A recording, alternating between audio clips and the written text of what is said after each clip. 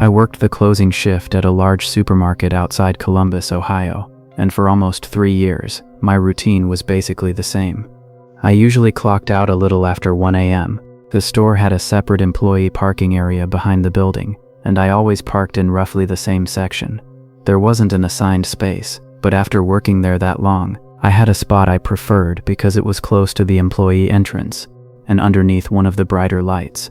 I'd never had a problem there.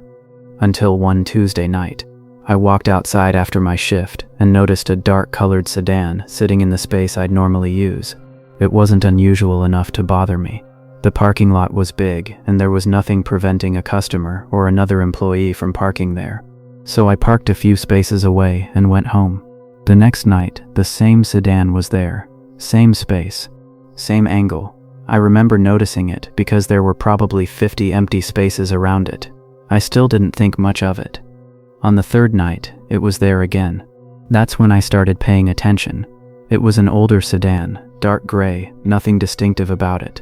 The windows were tinted enough that I couldn't see inside clearly, and there was a dirty plastic frame around the license plate that made the plate difficult to read from a distance. There was never anyone sitting inside.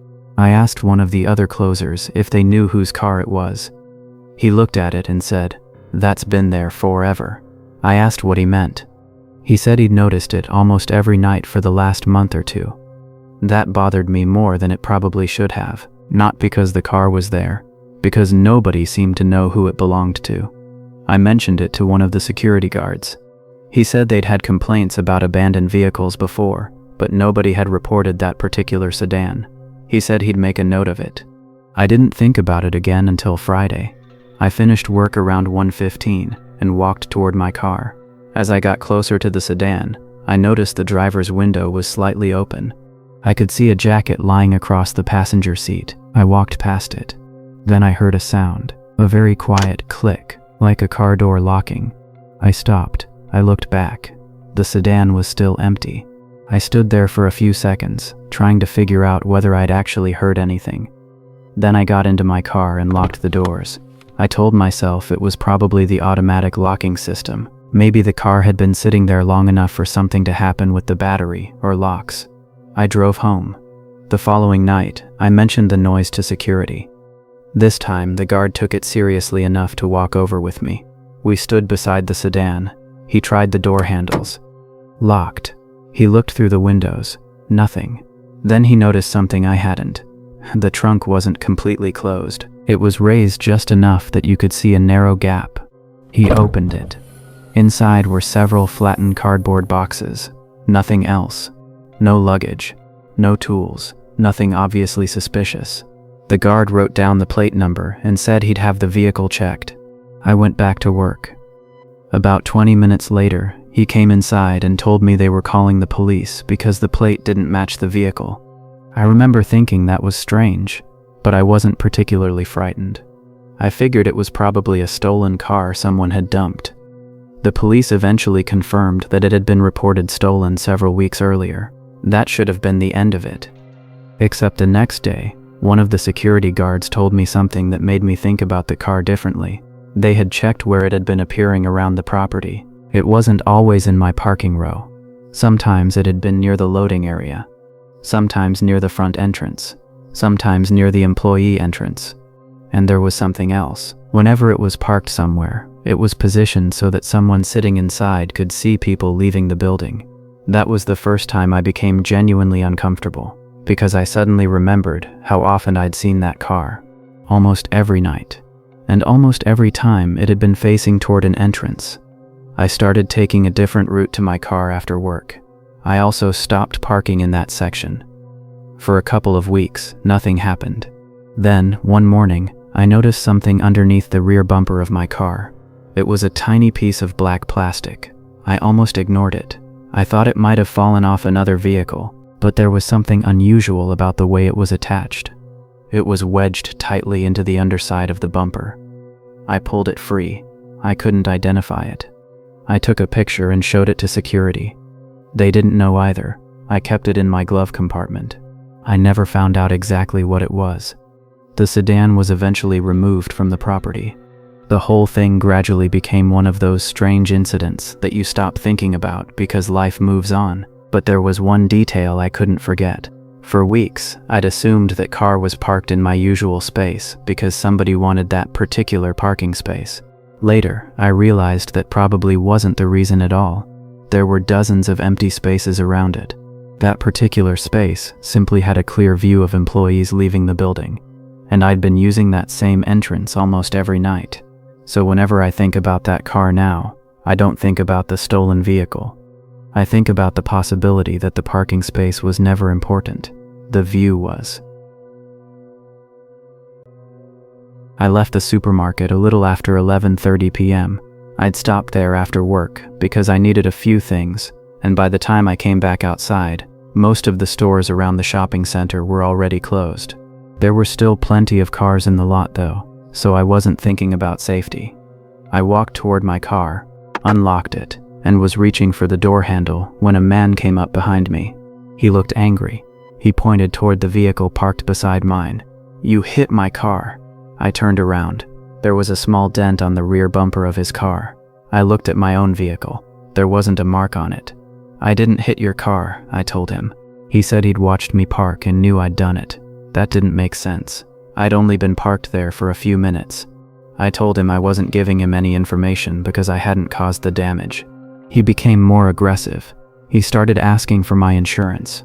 I told him we could call the police if he believed I'd damaged his vehicle. Instead of agreeing, he took out his phone and photographed my license plate. Then he walked around my car. He looked through the driver's side window, then the passenger window. I was starting to feel uncomfortable. I got inside my car and locked the doors. He stood outside. For a few seconds, neither of us said anything. Then he leaned toward the window. "Open the door," he said. I told him no. "We can handle this right now." Something about the way he said it bothered me. Not angry anymore, almost calm. I called the supermarket and asked if someone from security could come outside. The man stepped away from my car. He walked toward his vehicle. I watched him get in. For a moment, I thought he was leaving. He wasn't. He drove toward the parking lot exit and stopped there. I sat in my car waiting for security. About 5 minutes passed. Nobody came. I decided I wasn't going to sit there all night. I started my car and drove toward the opposite exit. As soon as I left the parking lot, his vehicle pulled out behind me. At first, I tried convincing myself that he was simply going the same direction. I drove straight for several blocks. He stayed behind me. I made a right turn I didn't need to make. He turned too. I made another turn. He followed. At that point, I knew it wasn't a coincidence. I wasn't going home. I turned around and drove back toward the shopping center.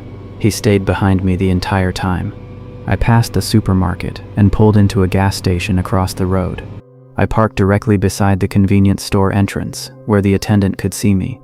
The other vehicle pulled in behind me. I locked my doors. The man got out. He walked toward my driver's window. I called the attendant and asked him to come outside. The man stopped when he saw the employee approaching. He stood there for a few seconds. Then he turned around, got back into his car, and drove away. I stayed there for another 20 minutes before leaving. I took a completely different route home. I kept checking my mirrors the entire way. Nobody followed me. The next morning, I called my insurance company because I was still worried about the accusation. They asked me for the other driver's insurance information. That's when I realized something. I had never seen his insurance card. He never showed me one. He never asked me for mine in any normal way. He had immediately demanded that I open my car, and when I refused, he followed me. I kept thinking about the first thing he'd said. "You hit my car." Not, "I think you hit my car." Not, "Can we exchange information?" He said it like he'd already decided what I had done. But there was another problem. When he first approached me, he claimed he'd watched me hit his vehicle. That wasn't possible. I'd arrived at that parking space after his car was already there. I'd seen it when I parked. There was no way he could have watched me hit it. I never found out what he actually wanted. Maybe he really had been angry about the dent. Maybe he was trying to scare me into getting out of my car. Maybe he had another reason entirely. I don't know, and honestly, that's the part that bothers me most. Nothing happened that night that I could point to and say, this was definitely a crime. There was just a man who accused me of something I hadn't done, followed me after I drove away, and became interested in getting me out of my locked car. I still think about what might have happened if I'd opened that door. Because the safest decision I made that night wasn't calling the police. It wasn't driving home. It was simply staying inside my car when a stranger told me to get out. I worked the overnight shift at a distribution center outside the city. My shift usually ended around 1:15 in the morning. The employee parking lot wasn't very big, and by the time we finished, there were usually only a handful of cars left, because the main entrance was on the opposite side of the building.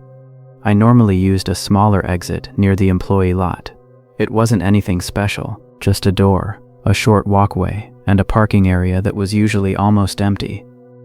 The first time I noticed the man, I didn't think anything of it. It was raining that night.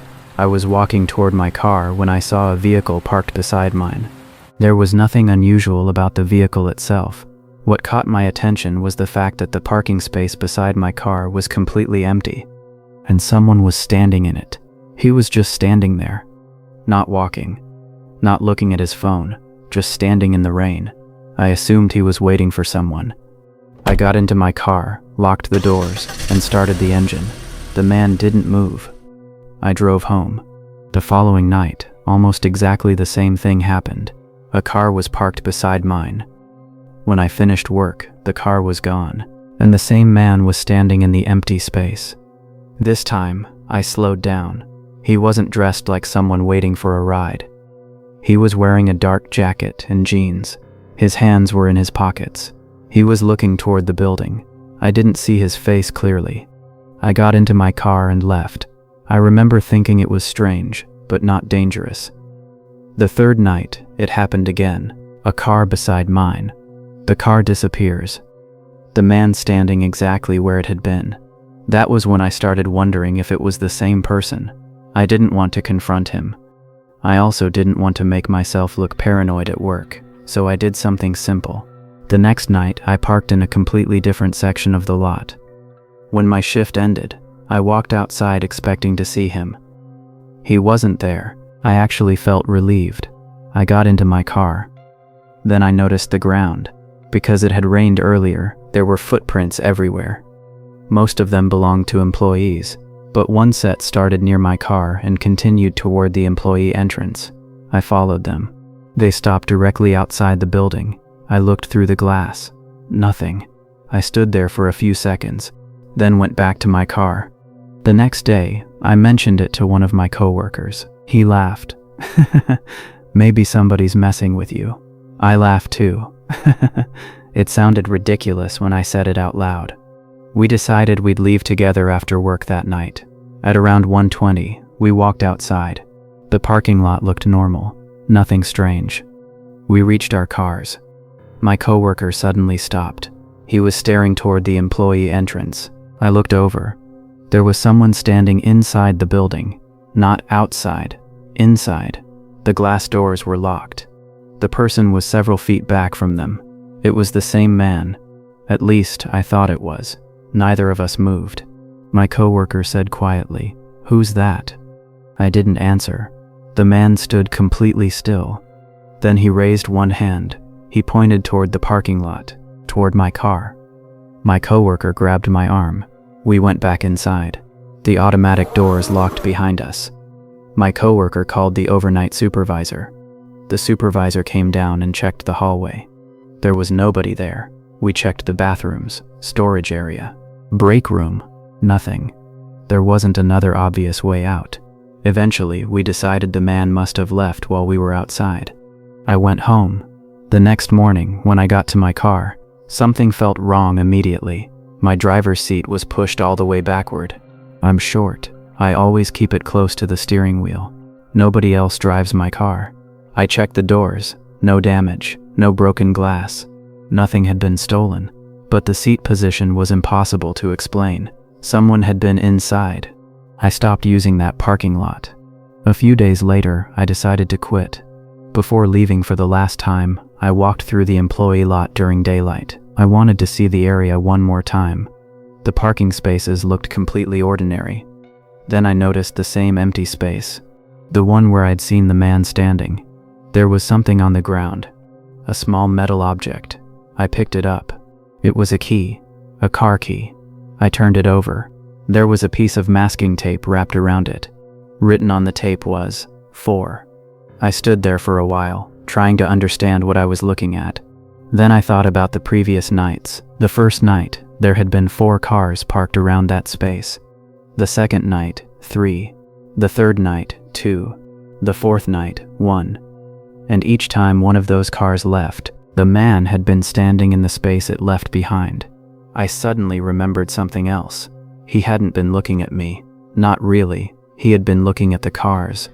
He wasn't waiting for someone to pick him up. He wasn't standing there randomly.